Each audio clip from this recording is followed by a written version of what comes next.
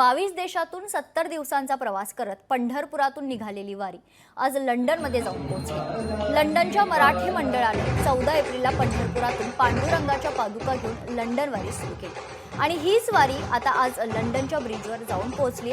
लंडनमध्ये मराठी परंपरेप्रमाणे पांडुरंगाच्या पादुकांचं भव्य दिव्य स्वागत झालं। हरिनामाचा जयघोष देखील झाला। 14 एप्रिल आपली वारी सुरू झाली होती पंढरपूरवरून।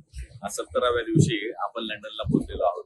तर आता आपण पाहतोय की आपली जी पंढरपूर वारी सुरू झाली होती ती आज लंडनच्या टावर ब्रिज येथे आज वारीची आपली सांगता होत आहे।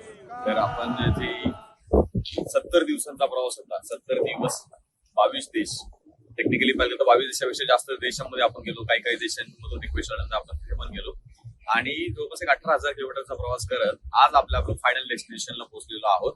तर खऱ्या अर्थाने आपल्याला पांडुरंगाचा आशीर्वाद आहे की ही जी वारी होती ही सुखरूपपणे पूर्ण झालेली आहे। ही जी पहिली साता समुद्रापार वारी आहे तिच्यात ही सुरुवात झालेली आहे। कुठेतरी हे बीज रोवलं गेलेलं आहे। लोकशाही मराठी ऐका, पहा, जागरूक रहा।